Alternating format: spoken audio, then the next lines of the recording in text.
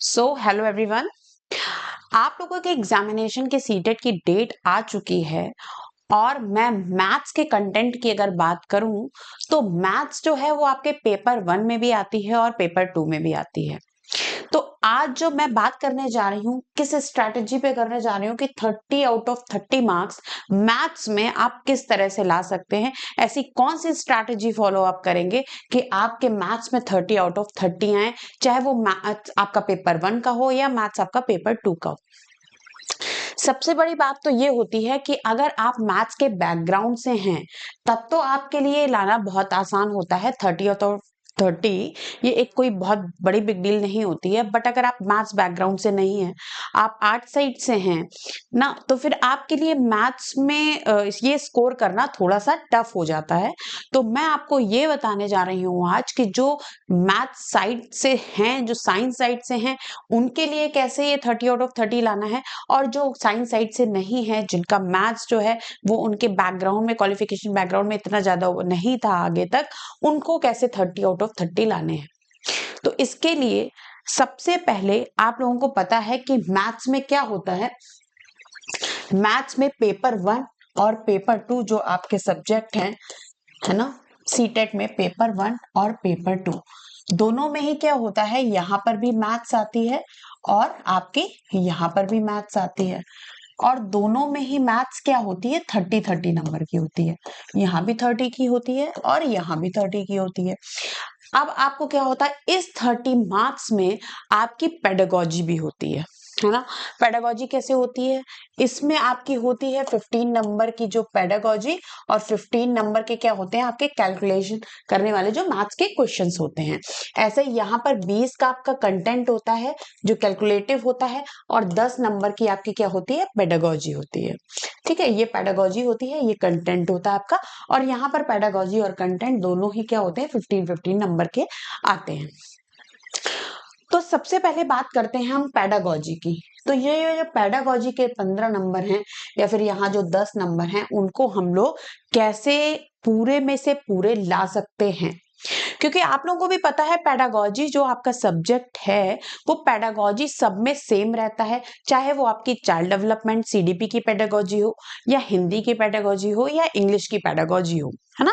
जो भी आप लैंग्वेज 1 लैंग्वेज 2 में ले रहे हैं, मैं हिंदी इंग्लिश का आपको एग्जाम्पल देके बता रही हूँ, तो उसकी क्या होती है, पेडागोजी सभी की सेम होती है। जैसे पेडागोजी मैथ्स में क्या पूछा जाएगा, जैसे आपसे पूछा जाएगा कि मैथ्स को कैसे पढ़ाते हैं हम लोग बच्चों को, क्या रटवाना चाहिए, है ना, इस तरीके के क्वेश्चन आते हैं, लॉजिकली बच्चों को सिखाना चाहिए, इस तरीके के क्वेश्चंस आपके पेडागोजी में आते हैं जो कि बिल्कुल भी कैलकुलेशन से रिलेटेड नहीं होते हैं। तो उस पेडागोजी को तैयार कैसे करेंगे बोथ स्टूडेंट्स जो साइंस साइड के हैं या फिर मैथ साइड के हैं, साइंस साइड के हैं या आर्ट साइड के हैं, दोनों को क्या करना है, पेडागोजी के क्वेश्चंस को क्या करना है, पिछले PYQs जो प्रीवियस ईयर क्वेश्चंस हैं वो आपको एकदम अच्छे से पिछले 10 साल के क्या करना है, पढ़ने हैं। क्या करने, पिछले 10 साल के जो पेडागोजी के क्वेश्चंस हैं, लास्ट 10 इयर्स के, लास्ट 10 इयर्स के जो पेडागोजी के क्वेश्चंस हैं आपके, उसको क्या करना है, आपको पूरा पढ़ना है।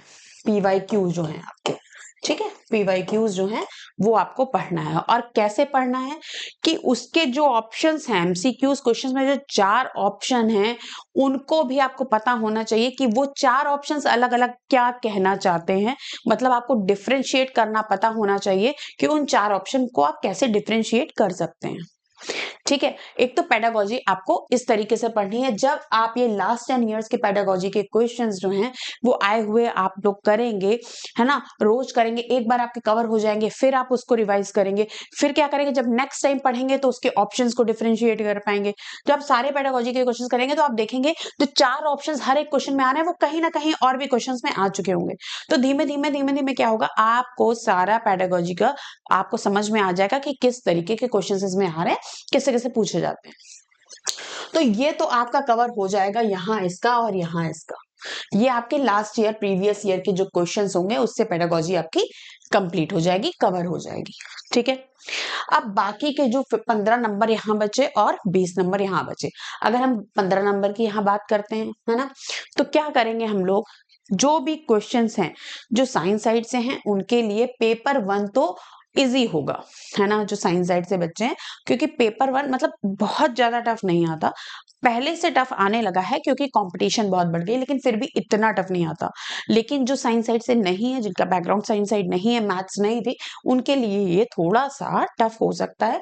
उनको क्या करना है, इसमें से 5 क्वेश्चंस मिनिमम, 5 to 7 क्वेश्चंस ऐसे आएंगे जो इजी होंगे, जो क्या होंगे, हो सकता है बिल्कुल ही आपके क्या हो, फॉर्मूला बेस्ड क्वेश्चंस हो। मतलब कुछ मैं जैसे आपको एग्जांपल बताती हूँ, मेंसुरेशन के क्वेश्चंस आते हैं कि क्या होते हैं, एकदम फॉर्मूला बेस्ड होंगे, आपके किसी आपके बेलन के बारे में पूछा जाएगा, सिलेंडर के बारे में, या फिर आपके जो भी मतलब इससे रिलेटेड जो इसमें मेंसुरेशन में आते हैं, वो ज्यादातर फॉर्मूला बेस्ड आते हैं। पैरीमीटर पे क्वेश्चन हो जाएगा, वॉल्यूम पे किसी के क्वेश्चन हो जाएगा। तो ये आपके क्वेश्चंस जो होते हैं फॉर्मूला बेस्ड होते हैं। इसी तरीके से एचसीएफ एलसीएम के बहुत टफ क्वेश्चंस नहीं आते हैं, वो भी इजी आते हैं, है ना। रेशियो के कुछ क्वेश्चंस एकदम एकदम बहुत ही इजी आ जाते हैं क्वेश्चंस, प्रोबेबिलिटी के काफी बहुत इजी क्वेश्चंस आ जाते हैं। तो इस तरीके से 5-6 क्वेश्चंस काफी इजी आएंगे, जो एकदम फॉर्मूला बेस्ड होंगे, बेसिक क्वेश्चंस होंगे, वो आप लोग अटेंड कर लेंगे। जो साइंस साइड से नहीं है वो भी कर लेंगे। यहाँ की और पेपर 2 दोनों की है, मैथ्स की बात मैं कर रही हूँ। तो आपका क्या हो जाएगा, यहाँ पे कम से कम 5-6 नंबर आप वहां पर ले आएंगे। तो आपके टोटल कितने हो गए, 15 यहाँ से हो गए और 6-7 नंबर वहां से हो गए। तो आपके 22 नंबर तो हो ही रहे हैं जिनका बैकग्राउंड मैथ नहीं है।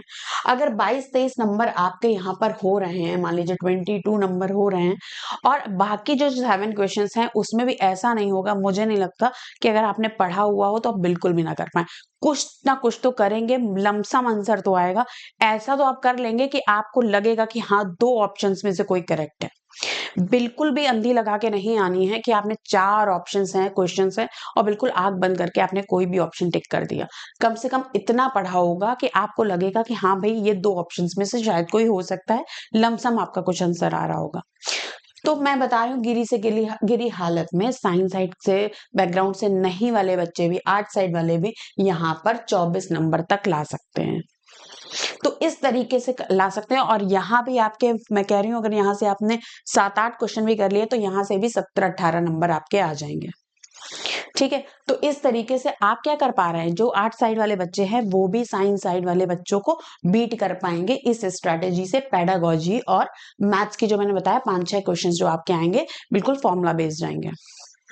ठीक है, तो आपको क्या करना है, सबसे पहले तो आपको पेडागोजी लास्ट 10 इयर्स की बिल्कुल अच्छे से पढ़नी है, क्योंकि उसमें बिल्कुल भी कैलकुलेशन नहीं होगी, उसको आप अच्छे से कवर कर लें।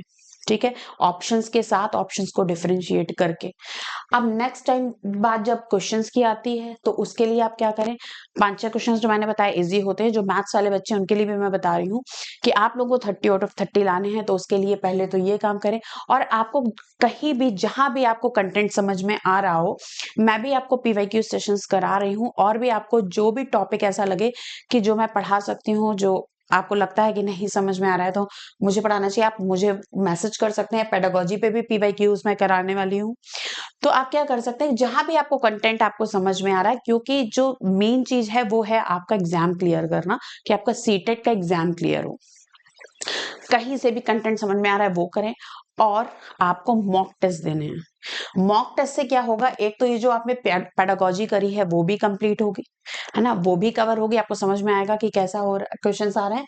और जो नॉर्मल क्वेश्चंस हैं, जो कैलकुलेशन वाले हैं, वो उसमें भी आपको बहुत कुछ आइडिया लग जाएगा। जो 7-8 क्वेश्चंस आपके बच रहे होंगे उसमें भी बहुत सारे क्वेश्चंस में आपको हेल्प मिलेगी। हो सकता है डायरेक्ट ही क्वेश्चन आ जाए।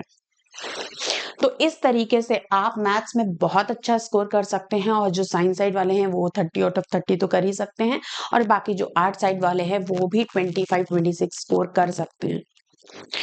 तो इस तरीके से आप अपने सीटेट के आगे के एग्जाम की, दिसंबर एग्जाम की तैयारी बिल्कुल अच्छे से करना स्टार्ट करिए। पीवाईक्यूज लगाइए, मॉक टेस्ट दीजिए, कहीं भी जहां भी आपको कंटेंट समझ में आ रहा है वहां पढ़िए। और मैं भी जो सेशंस करा रही हूँ वो देखिए। और आपको कोई भी टॉपिक में प्रॉब्लम हो रही हो तो आप मुझे इस पे टेलीग्राम पे या फिर नीचे हमारे चैनल के कमेंट बॉक्स पे कमेंट कर सकते हैं। अगर हमारी ये इन्फॉर्मेशन आप लोगों को अच्छी लगी हो तो चैनल सिग्मा एकेडमी को सब्सक्राइब करें और लाइक करें। Thank you everyone.